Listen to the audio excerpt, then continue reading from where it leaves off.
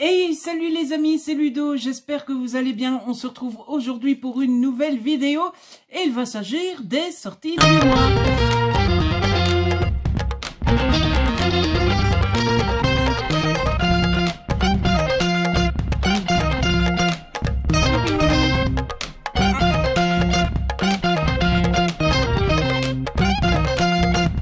Je suis un petit peu en retard puisque le jour où je vous filme cette vidéo, nous sommes déjà le 3 mai.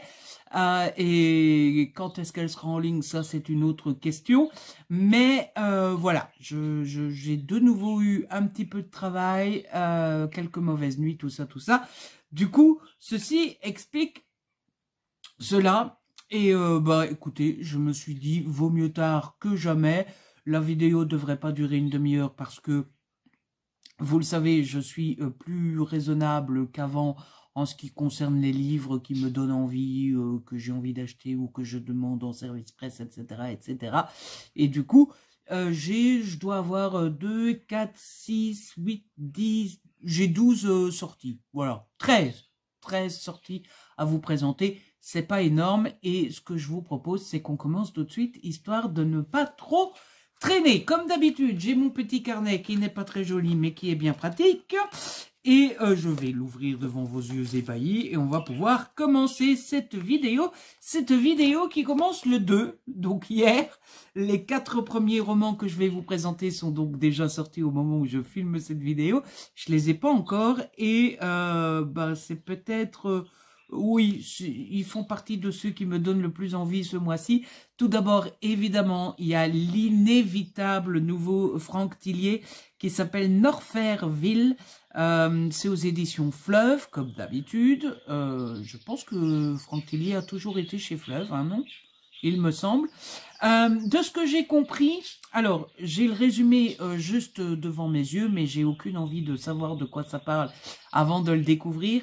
Tout ce que j'ai compris, c'est que ça se passe dans le grand froid, mais en même temps, en voyant la couverture, on ne peut pas trop se tromper, hein, clairement, c'est assez clair. Et il semblerait, de ce que je comprends, qu'on n'est pas avec Hennebel et Charcot. Voilà, c'est tout ce que je sais de ce Franck Tillier. C'est déjà bien assez. Je l'ai demandé à Fleuve, j'ai reçu aucune réponse, donc voilà, je pense que je vais attendre une semaine ou deux, voir s'il arrive, parce que ben, les dernières années, Fleuve m'avait pas prévenu et ils me l'ont envoyé. On verra s'ils font comme ça cette année aussi, mais surtout je vais attendre parce que c'est le genre de roman que j'aime beaucoup aller acheter directement dans le rayon et l'avoir tout de suite dans mes mains. Et bon, bah, je pense que je vous l'ai déjà dit, j'ai dû déjà vous le dire depuis le temps que je fais des vidéos. Dans ma ville, pour que les romans arrivent jusqu'à chez moi, il faut du temps. Vous voyez, hein, c'est en général, les grosses sorties comme ça, elles arrivent 2-3 semaines après chez moi. Donc, mais je pense que c'est sûr et certain que je l'aurai, que ce soit en SP ou en achat, je l'aurai. Ensuite, le même jour et dans le même univers, il y a le cahier d'enquête de Franck Tillier qui sort aux éditions 404. Ce livre-là me donne bien envie. Enfin, en tout cas, il me rend curieux. Vous voyez, c'est le genre d'ouvrage, parce que je pense pas que ça soit un roman, qui me rend curieux, que si je l'avais, ça m'amuserait de le faire, etc., etc. Mais en même temps, est-ce que j'ai envie de dépenser 10 balles pour ça?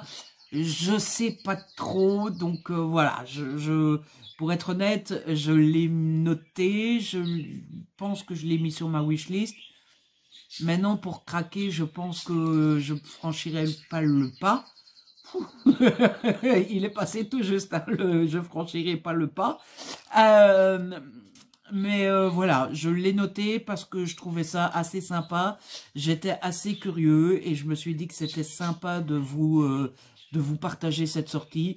Bon, voilà, maintenant vous la voyez à la couverture. Je ne sais pas s'il faut en rajouter plus que ça. C'est un cahier de vacances. Il y a 4 enquêtes qui ont été imaginées par Franck Tillier.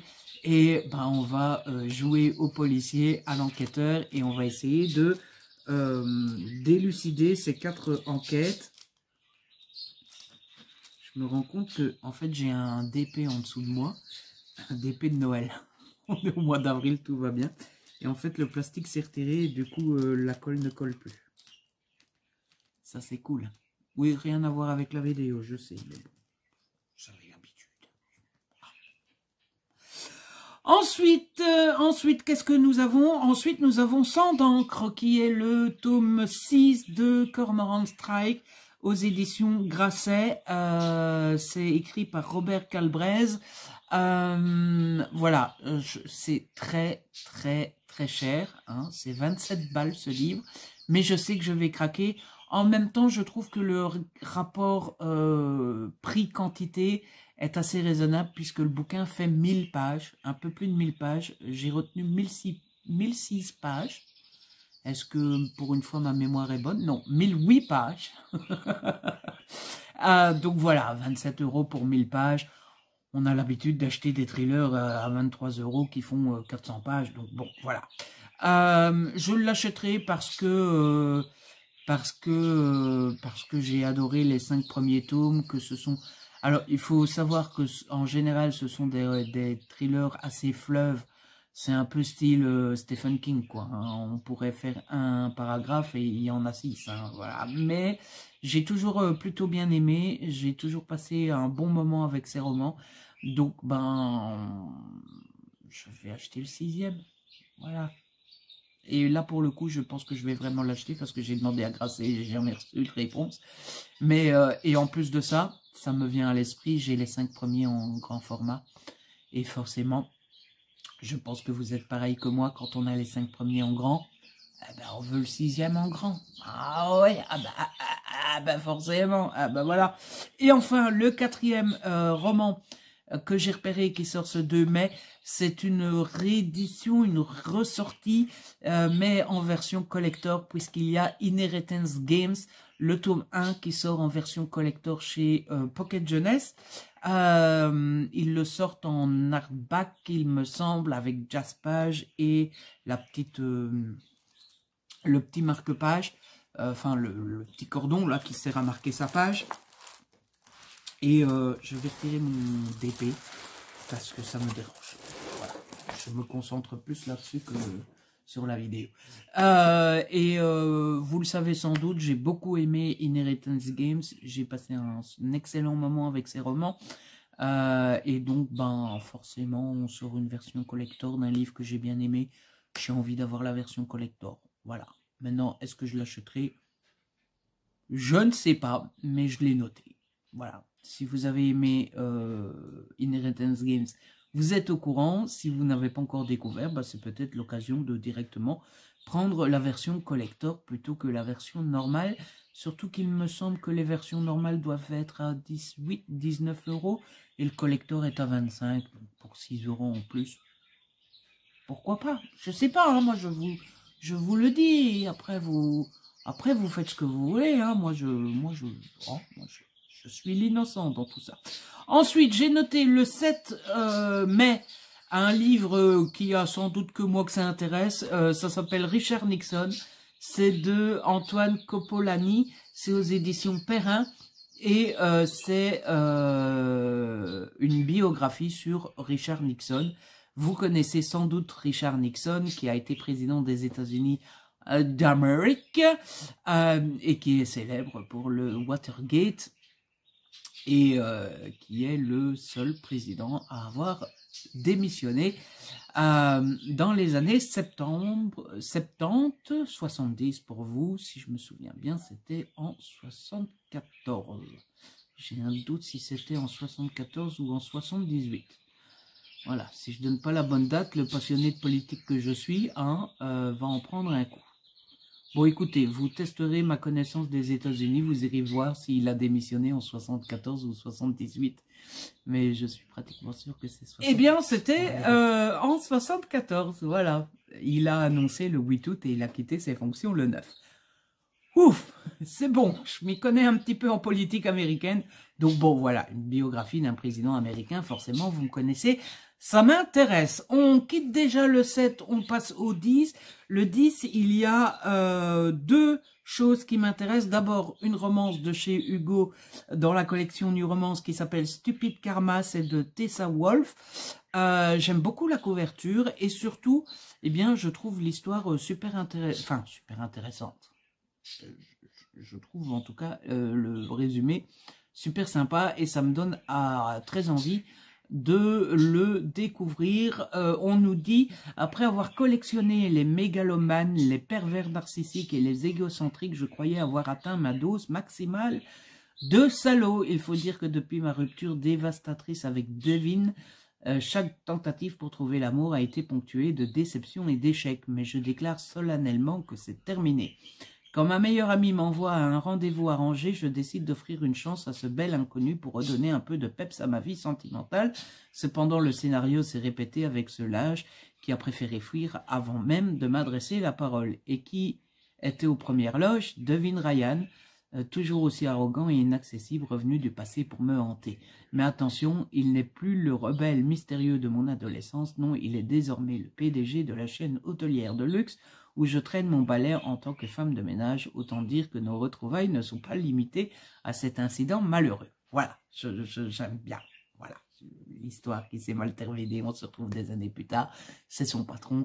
Ça promet un bel enemies to lovers avec des pics à chaque phrase. C'est le genre d'histoire que j'aime bien. Voilà, je suis peut-être en minorité parmi vous, mais moi j'aime bien. Voilà.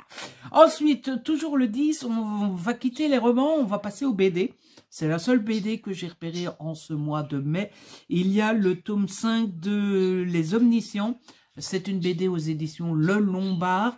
Je vous mets forcément la couverture juste ici. Moi, c'est une collection de BD que j'aime beaucoup, avec laquelle je passe toujours un bon moment. Et j'ai bien aimé les 4 premiers tomes, donc forcément j'ai envie de découvrir le 5e. Si vous ne connaissez pas, c'est une bande de jeunes, une bande d'ados, qui découvrent du jour au lendemain qu'ils sont omniscients. Et forcément, c'est un côté cool, mais d'un autre côté, forcément, ils attirent l'attention de tout le monde qui veut les analyser comme des bêtes sauvages. Et forcément, eh bien, ils vont devoir se cacher, se méfier, se défendre.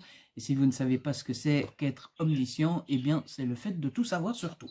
Voilà, un vrai dictionnaire, quoi. On va quitter le 10, on passe rapidement au 15, pas si rapidement que ça parce que le livre qui sort le 15 me donne très envie aussi. Il s'agit d'une romance chez Hugo dans la collection du romance, il s'agit de Veux-tu être peut-être, on va peut-être la refaire. Il s'agit de Veux-tu être mon plus un de Tamara Baliana. La couverture est juste magnifique, je pense savoir qu'il s'agit d'une histoire de colocation pleine d'humour. C'est tout ce que je sais. Mais je sais que c'est du Hugo. Et je sais que c'est du Tamara Baliana. J'ai toujours beaucoup aimé les romans de Tamara... Oh là là là. J'ai toujours beaucoup aimé les romans de Tamara Baliana. Donc forcément, j'ai envie de découvrir sa nouveauté. Et forcément, je pense que je vais craquer sur son nouveau roman. On en a fini avec le 15, désolé les Tamara. Je pense qu'elle ne regarde pas mes vidéos et tant mieux. On va quitter le 15, on passe au 16. Le 16, il y a La Reine des Enfers. On quitte complètement la romance, on change complètement d'univers. C'est écrit par Béa Fitzgerald et c'est aux éditions Nathan. Alors, le livre a l'air super cool. Maintenant, bon, vous savez que moi j'ai toujours du mal à savoir si dans la romantésie ça va me plaire ou ça va pas me plaire, etc. On remarquera quand même que maintenant tout le monde utilise le terme romantésie. Et ça nous dit, les dieux ont menti, Perséphone n'a jamais été kidnappée ni retenue aux enfers par Hadès, elle s'y est précipitée. Vous pensez que Perséphone a été kidnappée par Hadès et retenue aux enfers? Détrompez-vous. Elle s'y est précipitée, hors de question pour la jeune déesse d'accepter le mariage arrangé auquel ses parents la destinent. Maintenant, elle doit convaincre Hadès de l'aider. Ce n'est pas une mince affaire. Le dieu des enfers est à la fois arrogant, franchement hostile et horriblement sexy. Mais pour gagner sa liberté et conquérir son pouvoir, Perséphone est prête à tout. J'essaie de me rattraper, mais ça va être difficile. Perséphone est prête à prendre tous les risques. Voilà. Je sais pas trop, pour être honnête, si l'histoire de Perséphone, Hadès, etc., c'est fait pour moi. Donc, pour être honnête, voilà, ça m'attire pas mal.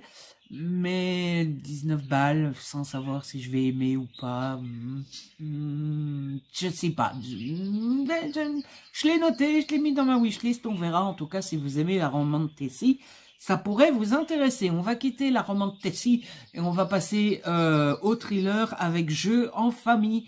C'est écrit par Catherine Stedman, c'est aux éditions Les Escales et je n'arrive pas à voir le nom de Stedman sans penser à Prison Break. Pour ceux qui ont la ref. Écoutez, c'est un thriller. J'allais dire c'est une romance, rien à voir. C'est un thriller.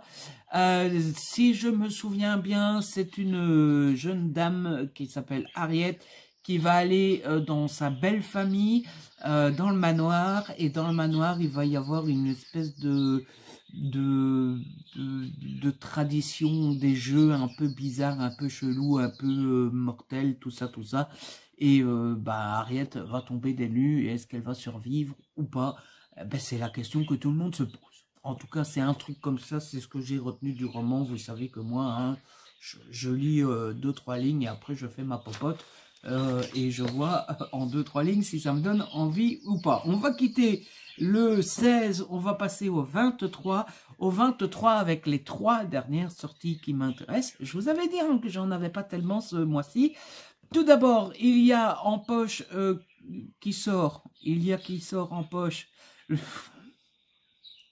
le dernier Sandrine Détombe qui s'appelle Les Disparus de la Durance, c'est aux éditions Pocket.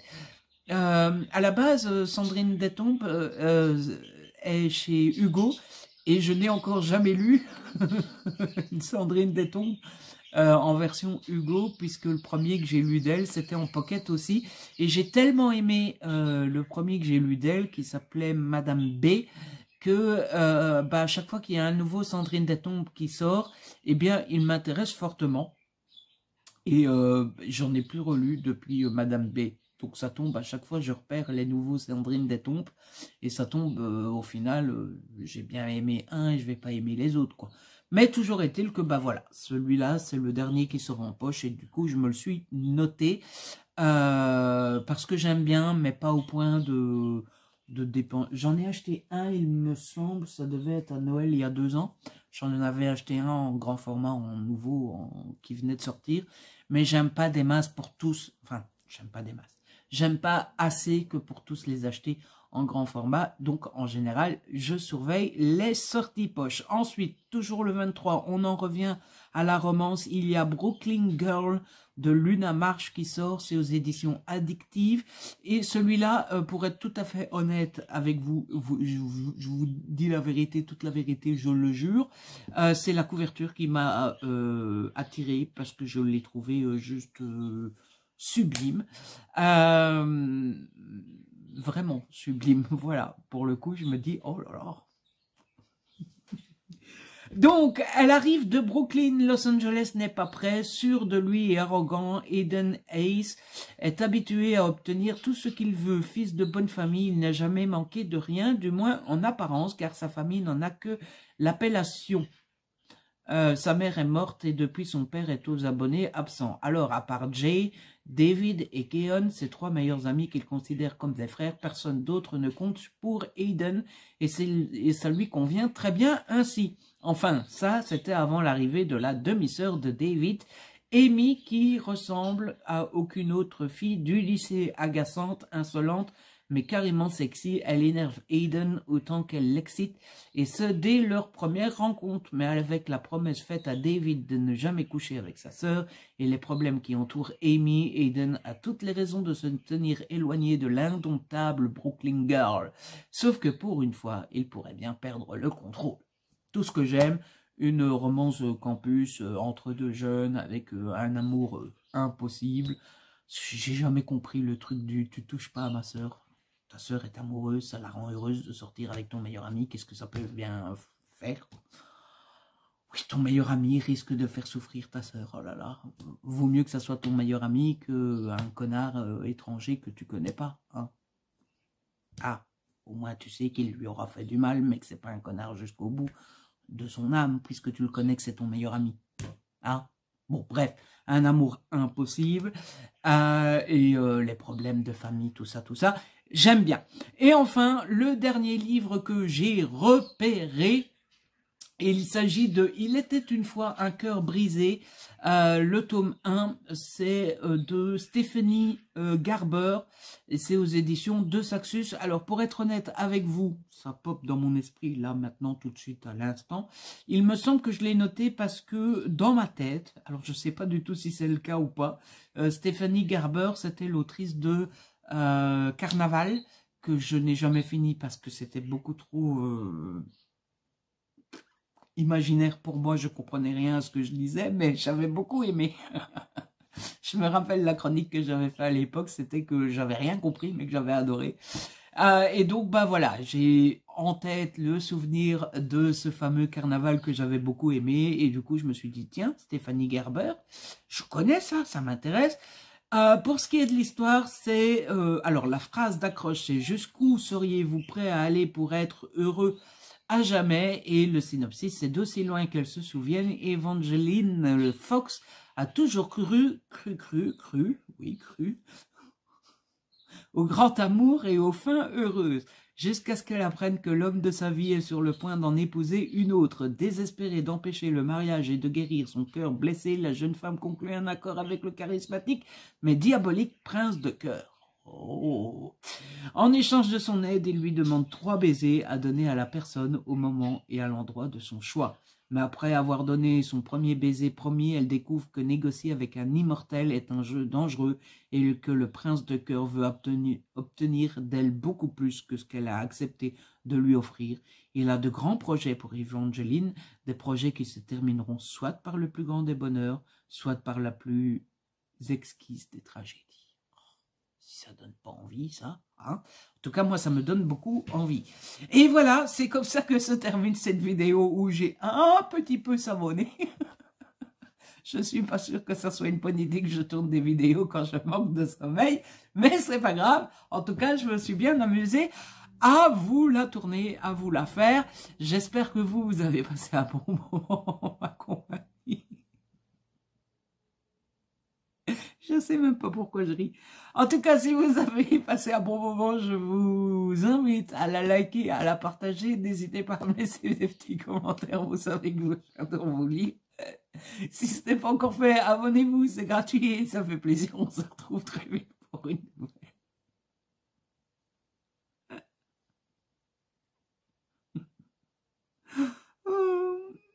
On se retrouve très vite pour une nouvelle vidéo.